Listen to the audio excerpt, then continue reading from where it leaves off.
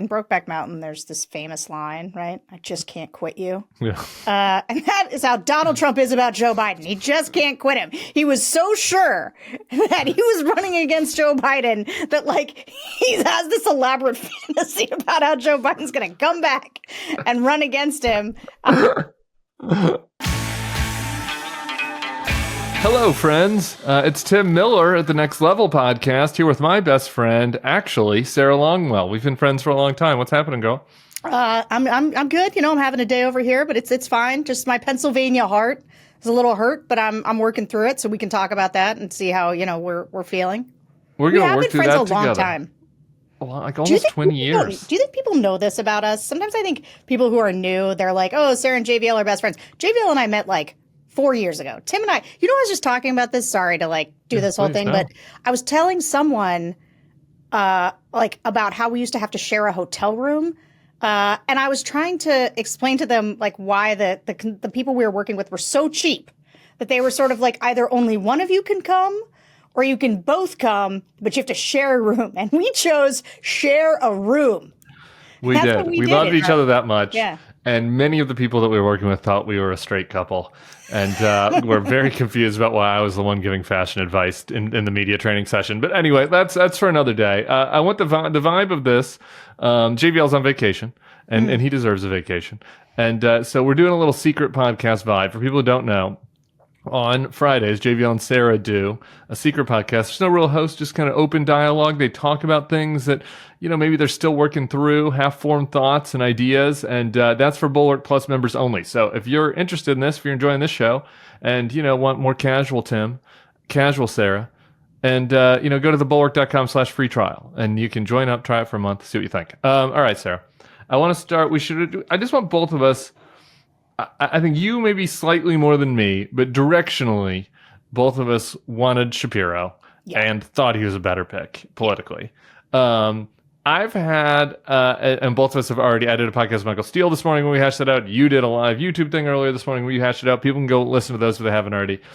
And so I wanted, we've had a few hours, we've had a day, people have called us, we've think through it. There was just the big rally with Kamala and Tim Walz. And so I want to talk through my self-doubt on this a little bit because I'm just, and maybe, we can explore that together because I'm just like, I still think it should have been Josh, probably. I think that, boy, given the threat of Trump, it's like if you have somebody on the board that could even bring you half a point in the tipping point state, it's like you got to have a real good reason to not pick him. And it's like that's really, that's more of it for me than the ideological side of things.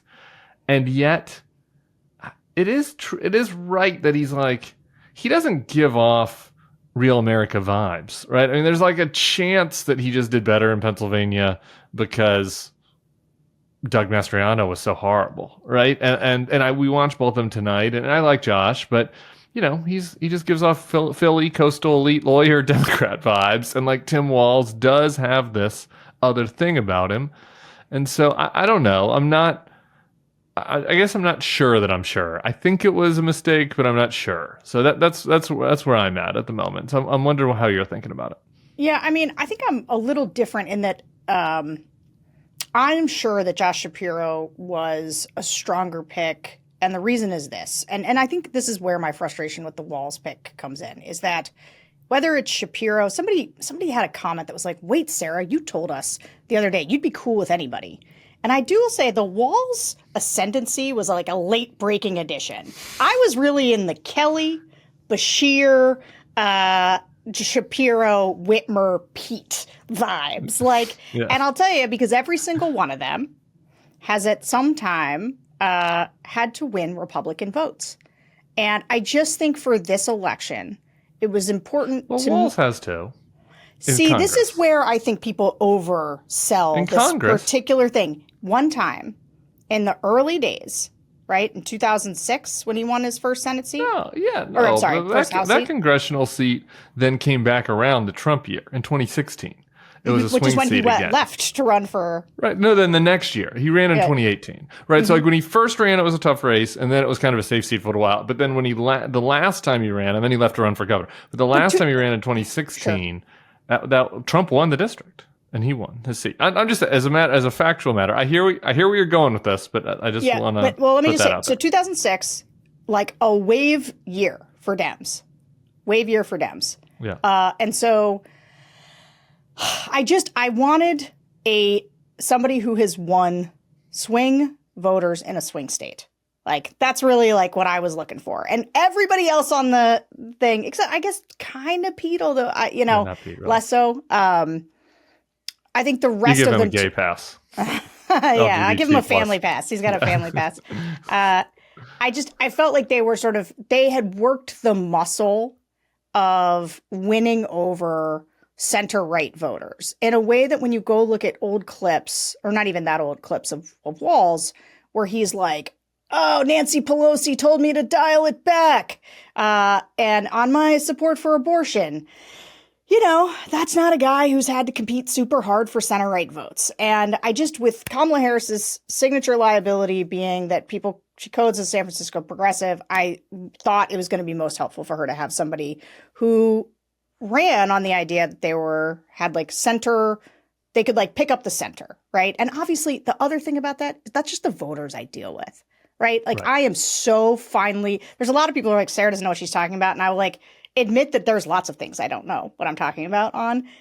I do think as like a matter of just the thing I do day in and day out, it is listen to center right, soft GOP voters and think about how to persuade them to vote for Democrats. Right? That's what I do against these anti-democratic Republicans. And so I do not think Walz is the strongest pick on that. And I also go ahead. No, go ahead. No, you go. Well, I'm just going to say my last. I was going to say you were going to say. I was going to say you finish your point. It's Walz is a little bit to me. I think I said this morning. He is what Democrats think of as somebody who codes center right. Like they think well, the guy wears a camo hat and he was a coach, and they're like, so Middle America's going to love him, and I'm like, yeah. Yeah, let's pause on that because you've made two good points. I want to get to both of them. I want to come back to how Walz codes because actually, let's do how Walz codes first because I can't help myself right now.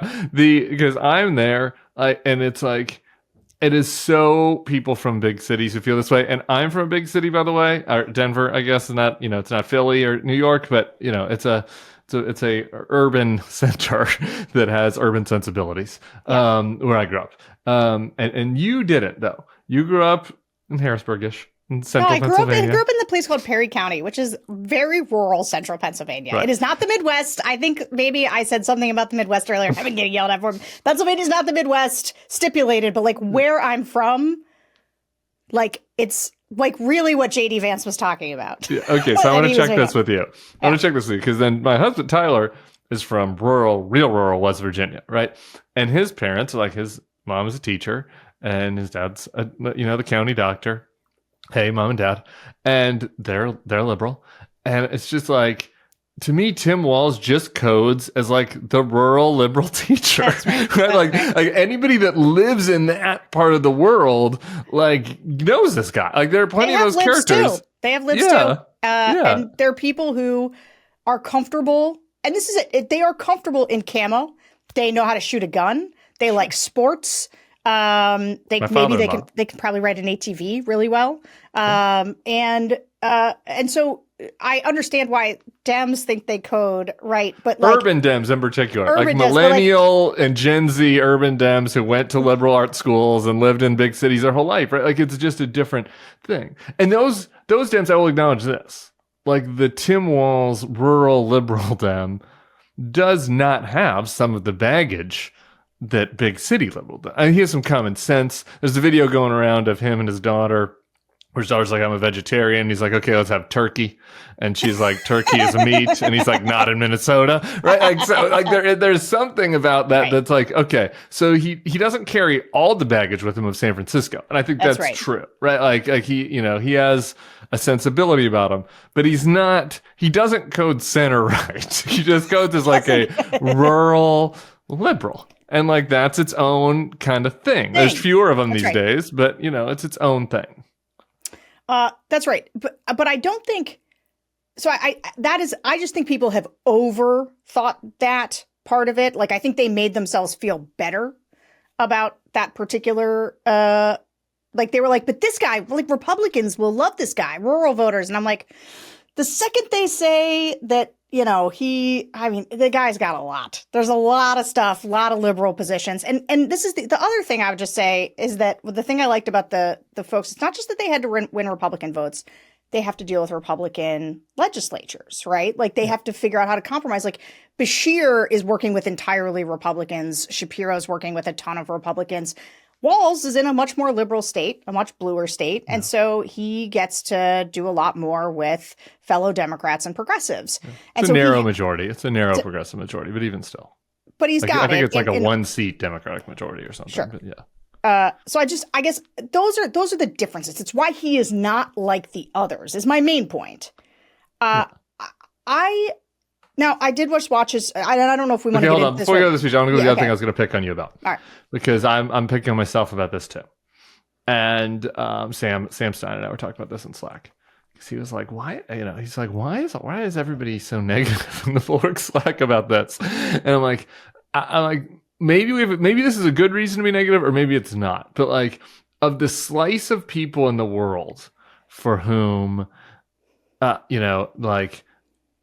were like on the fence about voting for a Democrat, and where Josh Shapiro would have made them excited to do it. That's right. I have no idea how many of those people exist in the world.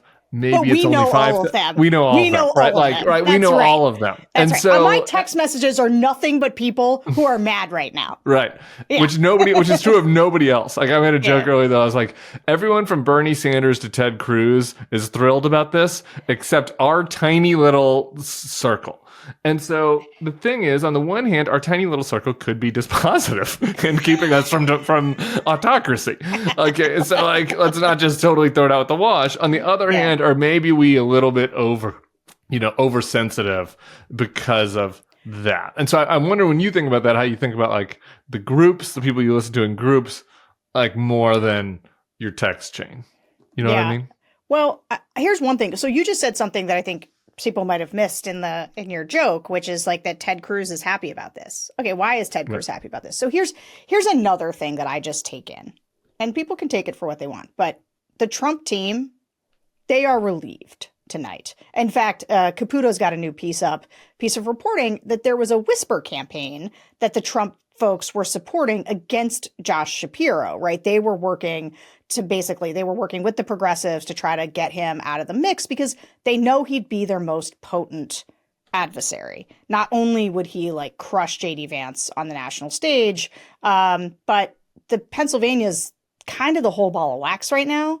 And so, this is the thing I'll just say, maybe we're a really small group. But this election's probably going to be decided by 20,000 people or 100,000 people across 3 states. And so there might not be a lot of us, but we're once everybody turns everybody out, it's just kind of like our people sitting there doing this, being like, can I get there? Can I get there? And my job is to get them there. Yeah, Let me tell you something, just for everybody who, whatever, my job's still to get them there. I am nobody's not going to the wall against Trump. And I don't think that Walz is like a catastrophic choice. Yeah, wall to wall Walz. I'm going to the walls.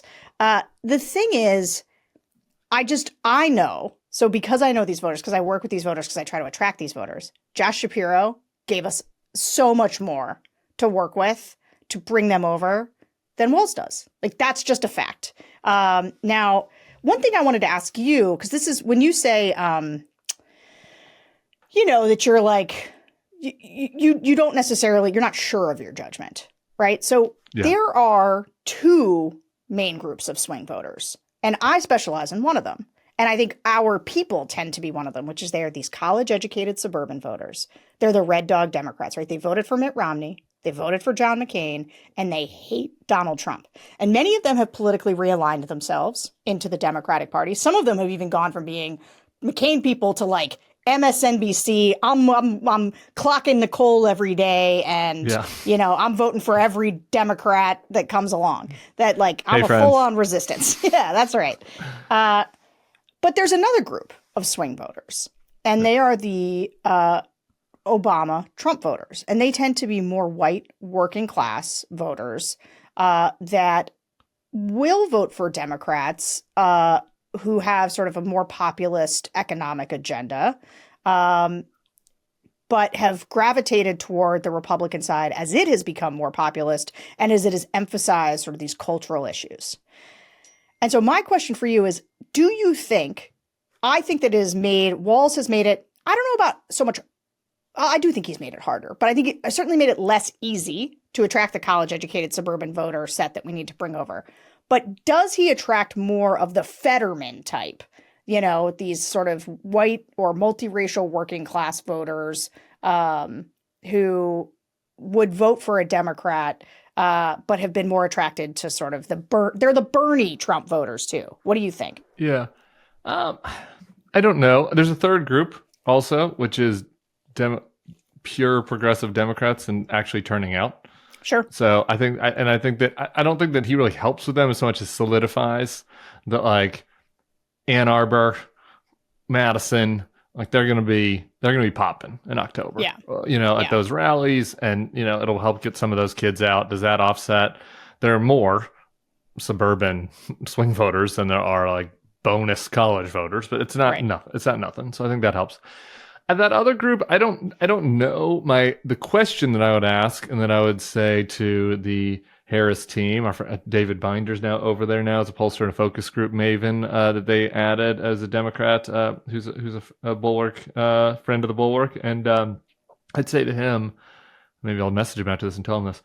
I'd like to hear from white working class women with him. I don't think he helps at all with white working class men. Like I just think that who knows? There's a lot of unicorns out there. Who the hell knows? There might be somebody out there that likes his story, but white working class women, can you just get the margins down a little bit? And I don't know that Kamala is a great vehicle for that group.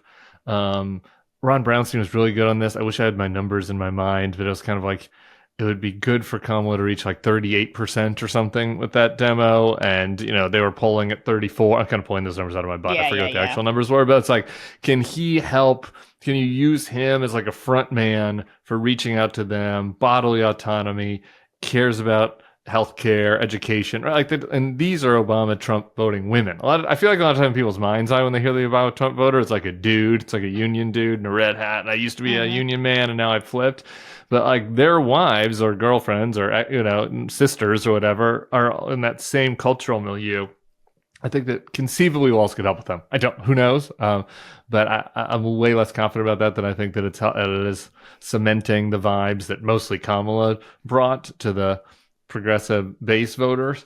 But I think that he could conceivably help there. And I also think, I guess my final point is, conceivably he could not hurt on the other side. I guess this is where I come down to, is like at the end of the day, I'm just not 100% sure it matters. Like the VP pick, like we so overanalyze this, and I really just want to reemphasize something I said at the very beginning. Like when it kept coming down to it, push come to shove, it's like, can Josh get us 0.5% in Pennsylvania? Because maybe that'll matter. You know what I mean? Like to me, that was like the best case scenario, and I still kind of think that, and that's where I still land. But like we're talking. You know what I mean? Yeah, I mean, look, this is like, honestly, that's what we're talking about. The only thing that's going to settle this is like this election comes down to 50,000 votes in Pennsylvania. They'll regret not picking Josh Shapiro.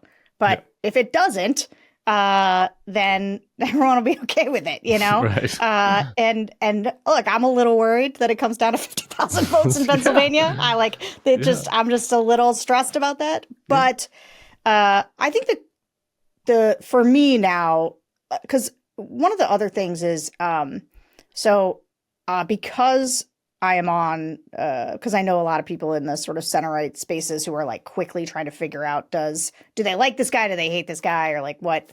I'm just like, they're pulling up all the hits, the not great things, like, and not even for themselves necessarily, but more like, oh, here's what I'm hearing from folks on the right. Here's what they're going to use against him.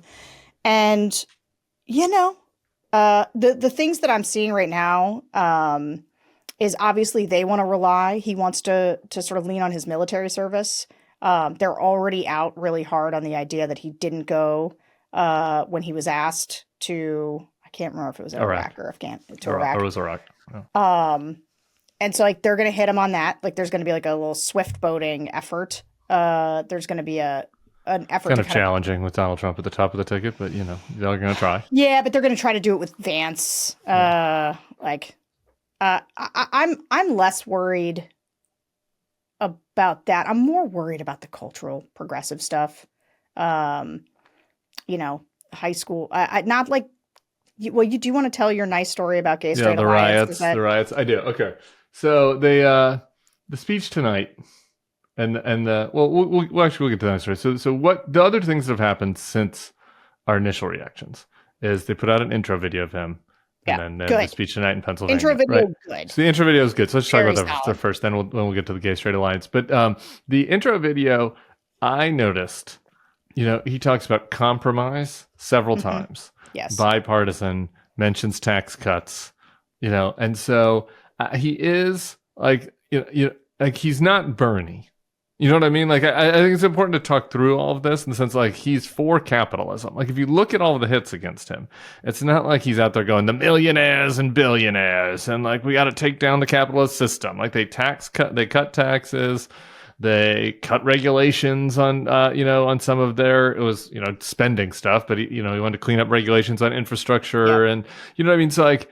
There's a long thread by one of my guys I followed that's like in the neoliberal chain. That's like, if you actually look at his Minnesota record on economic stuff, it's very much in like the neoliberal kind of pro-capitalist reform mold versus like a DSA anti-capitalist mode. Okay, so this is a small step, but like that's important. It's important, right? And so like that is where I think, and then at the speech tonight. They did that too, right? Like the compromise. I know how to work with Republicans, so they didn't abandon it. It would have been a more compelling pitch from Bashir or Shapiro, but like that part is still part of the message, I thought. Yeah. On the cultural side, the bad part of the culture, which we can get into, is the I worry about the riots and the bail fund for Kamala. So that's the bad part. We can do that. Let's do that second. Let's do the happy part. The gay straight alliance thing is really cute and it's very 90s and it's not, and this is where this is where I like, the Democrats to be, because this is a winning woke message. Stay with winning woke messages, in addition to the fact that it tugs at my heartstrings. So he's the coach of the football team. It's the 90s and a kid in his social studies class is coming out and wants to start a gay straight alliance at the campus. Very 90s. I don't know. Did you have a gay straight alliance at your school No. in Perry County? Okay. No. All right. So this was ahead of its time. Yeah. Bill Clinton's still president. Dome is happening. Don't ask, don't tell. And he says, yeah, I want to do it. It should be the football coach. A winning football coach, not a hapless football coach. This is also an important distinction. It's not like one of these liberal schools where like the football team nobody cares about. It's like they won the state championship in his third year as football coach. Winning football coach says, I will be the proctor, whatever it is, the faculty advisor for the Gay Straight Alliance. That pulls at my heartstrings. It's very Dawson's Creek, and I think that's nice. That's nice. Yeah, I saw some people comparing him to Coach Taylor on one of my favorite television shows, Friday Night Lights. I will say, though, in the early season of Friday Night Lights, Coach Taylor wasn't so good on the gay stuff. You may remember there was a lesbian mayor, and she wanted Tammy to come work with her, and he was not for it. He was against it. I think so Coach Walz, even more, even a bigger heart than Coach Taylor. Yeah. A fuller Clear heart, eyes, if you will. full hearts. Yeah. That's nice. It is nice. That makes you feel good, right? It doesn't seem like it's warming your heart at all. No, it does. And I guess I'll take this moment to say that here's the thing I think is the number one positive on Walz. By all accounts, he is a very nice person. And, there's Will Bunch quote tweeted me this morning in my pick Shapiro when Pennsylvania win the election, beat Donald Trump. And he was like, don't listen to Republicans, even good ones like Sarah. And about what Democrats should do. Okay. That's an opinion. But here's what I do think is a little bit different about Democrats and Republicans. I think Dems have this soft underbelly where they're like, but I love this guy, right? Yeah. What a sweetheart. And I do think like a Republican. And I just sit there and say,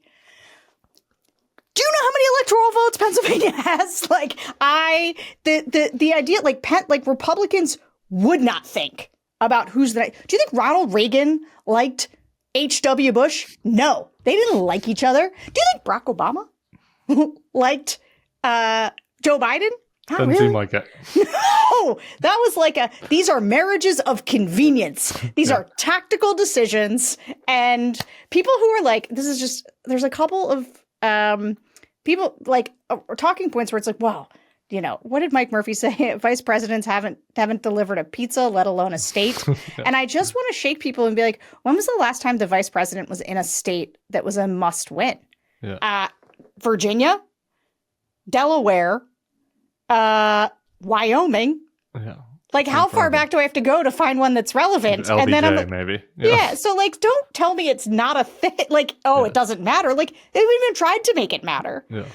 So anyway, but this idea that nice. he is, and they do seem to really like each other person. at the speech. At the speech, I will say this. That's right. I was a little nervous.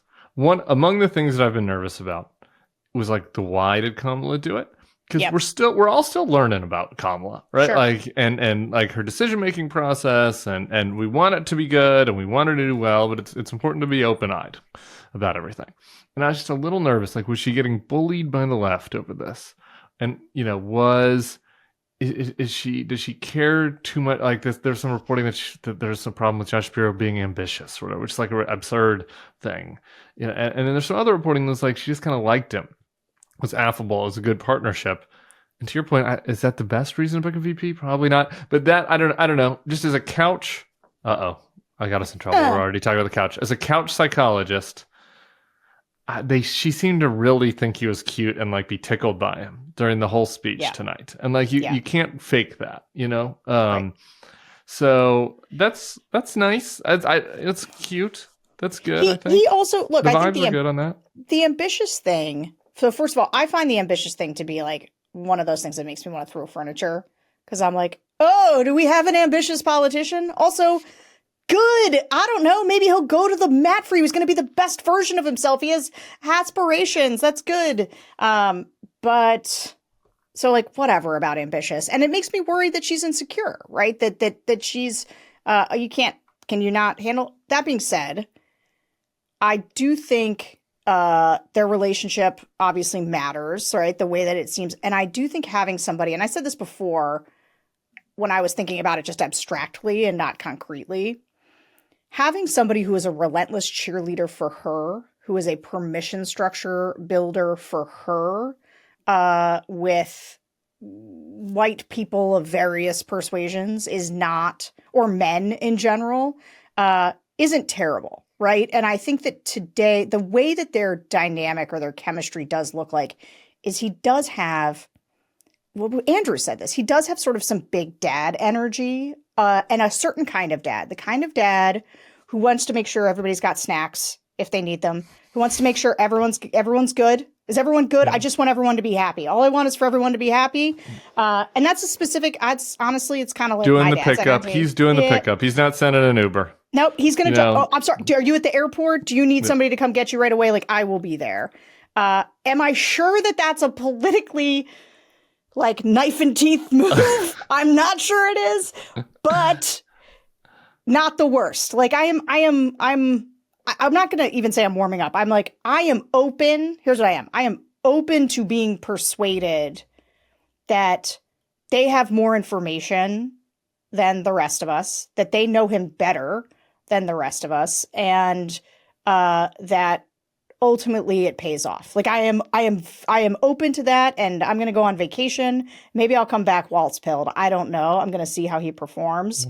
Let's talk about the thing tonight because I did watch Josh Shapiro a little wistfully. I'm a little more Walz pilled after watching the speech. Yeah. And there's one area we have a disagreement. But before we talk about those, let me tell you, if there's a surefire way to wake up feeling fresh after a night of drinking with Coach Walz, it's Z-Biotics. Z-Biotics pre-alcohol probiotic drink is the world's first genetically engineered probiotic. It was invented by PhD scientists to tackle rough mornings after drinking. Here's how it works. When you drink, alcohol gets converted into a toxic byproduct in the gut. It's this byproduct, not dehydration, that's to blame for your rough next day. ZBiotics pre-alcohol probiotic produces an enzyme to break this byproduct down. Just remember to make ZBiotics pre-alcohol your first drink of the night. Drink responsibly, and you'll feel your best tomorrow.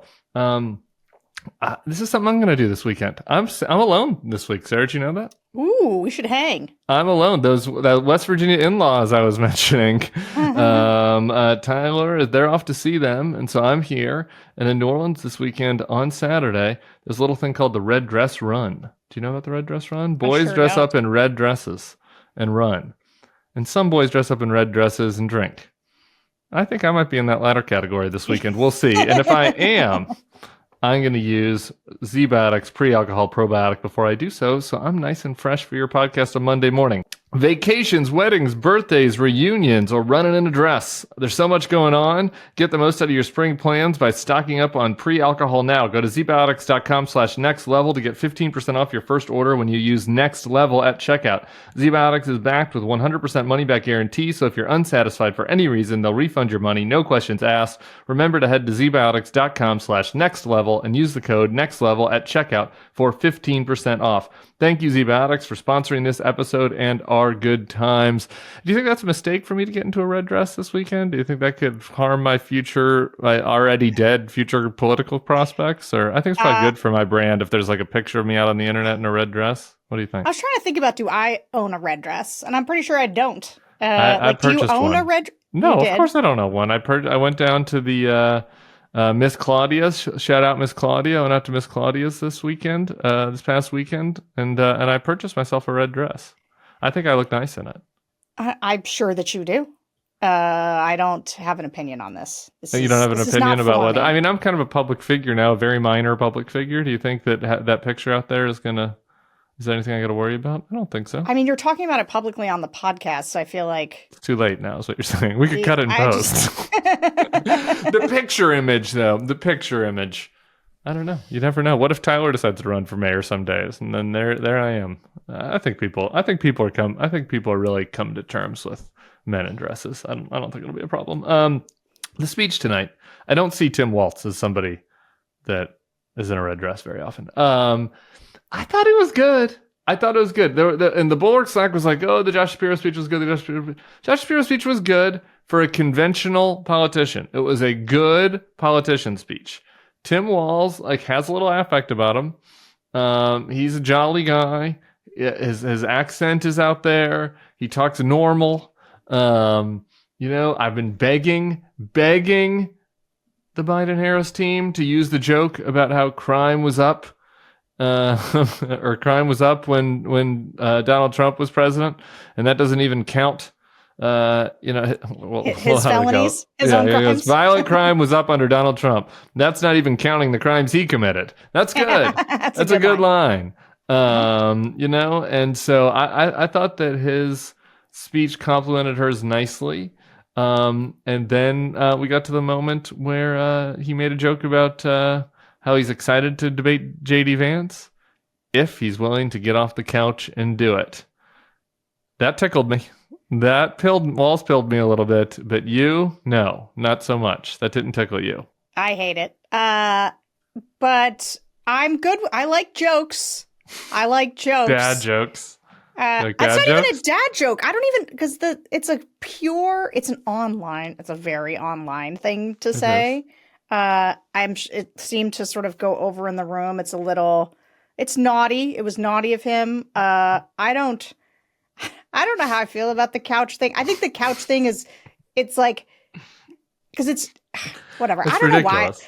Know why. It is ridiculous. And you know what? It wouldn't land if JD Vance wasn't an effing weirdo. The reason that it lands is because he is just creepy and sucks. And so, that's on him a little bit, but it is made up out of whole cloth. And I'm not sure this is I can't help it. I'm like, it's not becoming. It's not becoming the vice president. But I do think he has a nice way about him. I watched his speech and thought, and here's my main takeaway.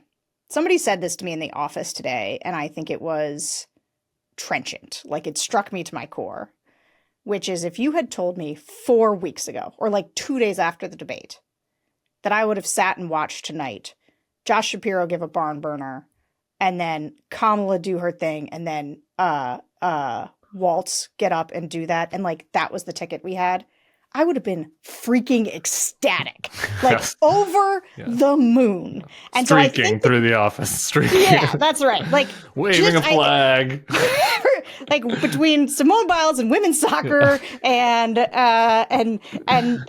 Kamala Harris, like I'm just like tattoo a flag on my chest and like let's go run. So I do think that my reaction is more on what I think sort of was lost strategically.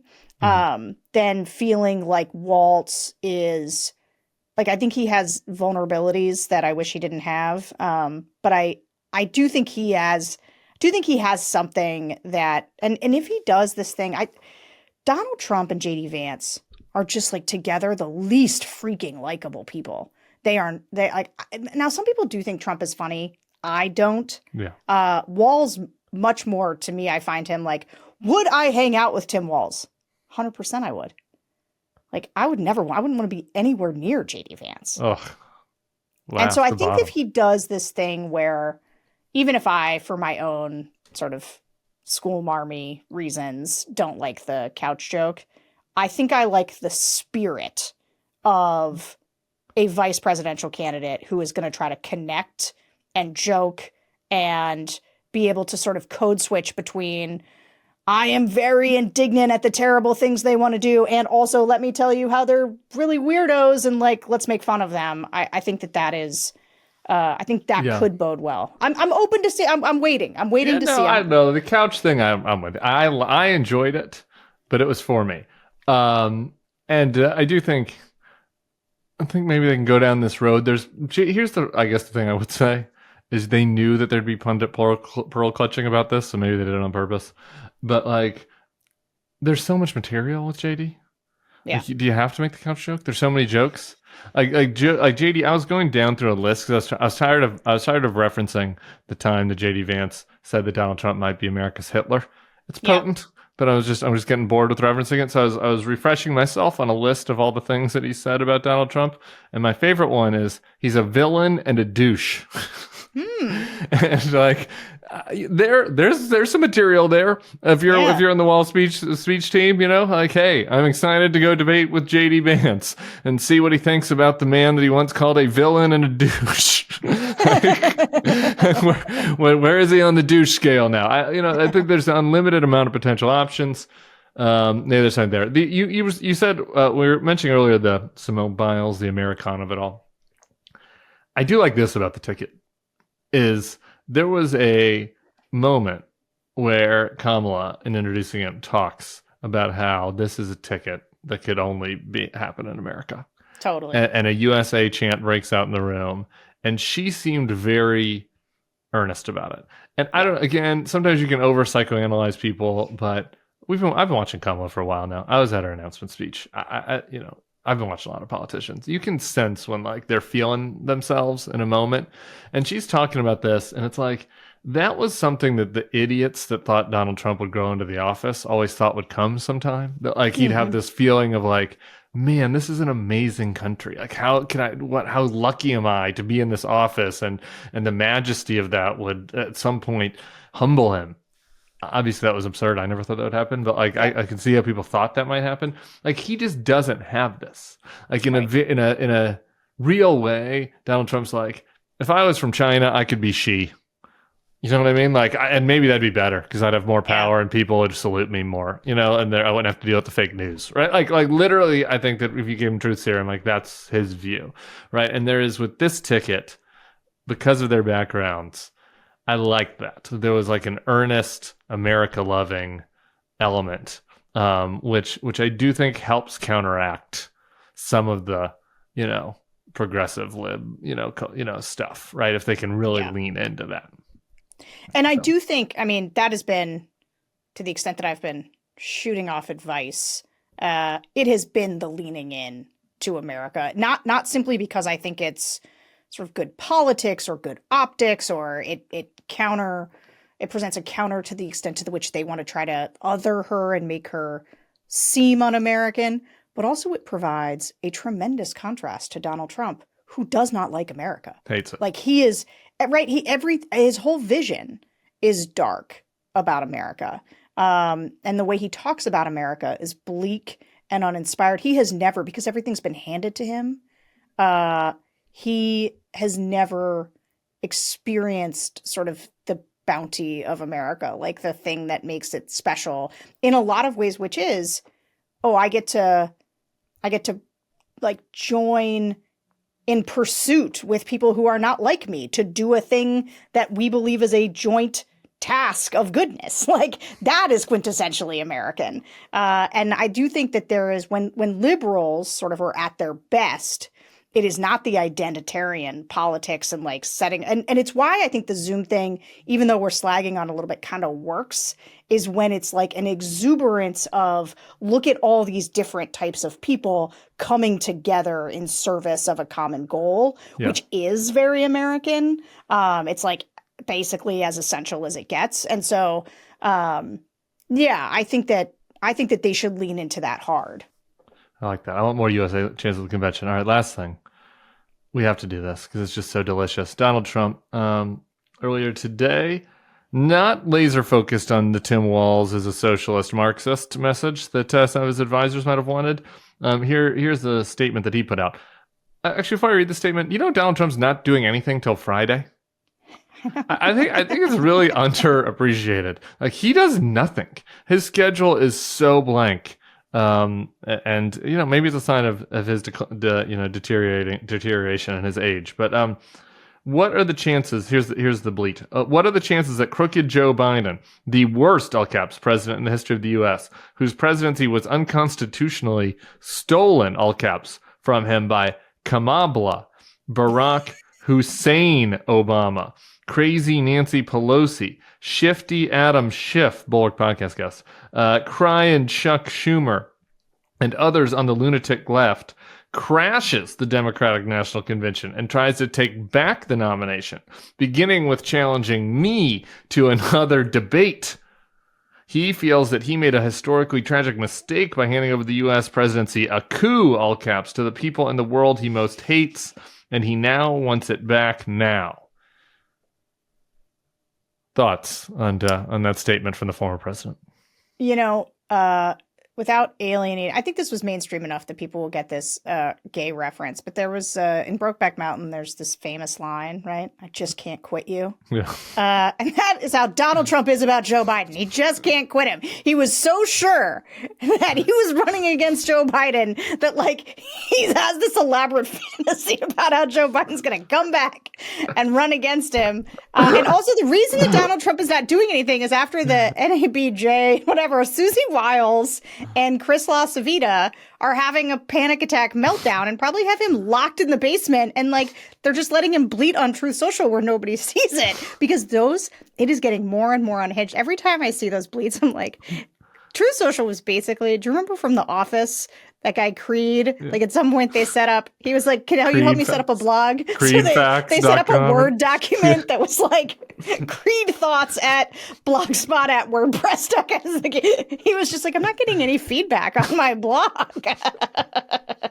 And they're just trying to save Trump from himself because they know the central thing. I went out on TV and said a bunch of this about why I thought him doing the appearance at NABJ was good, is that if there's one thing that's been really consistent is that when people see more of Donald Trump, his approval ratings go down. And when they see less of him, his approval ratings go up. And so they're like shoving that guy in a closet right now. What did you think about Kamala? I don't know. What is Kofefi? Kamala. He also misspelled Barack. I think he's really lost a step on the nickname. Yeah, it's just like the last good thing was Meatball Ron. Yeah, feels like it's definitely it's racist, but I can't figure out why. Yeah, I don't know, man. He's desperate. This is sad. This is sad. He wants Joe to come back so bad that he has like come up with this elaborate fantasy hypothetical of Dementia Joe coming back into the convention. In some ways, I do got to say, Joe Biden challenging Kamala at the convention and losing might really help Kamala. So maybe you can like put him up like a tomato can there. All right, Donnie J. Trump. That was the next level for this week. How do you think we did? Without JVL, did great. I miss him. Yeah. I think I'm dying to know what he thinks about the Walz pick. But because I don't know. I don't think he's thrilled. Yeah. I don't think he's thrilled. But I'm guessing he's going to be Walz pilled by the time he's back. He's on vacation. All right, guys. Thanks for listening to The Next Level. Don't forget to rate us on, Apple and iTunes, and subscribe to us on YouTube, and follow us on all the things and all the other Bulwark stuff. We will see you guys next week. Peace.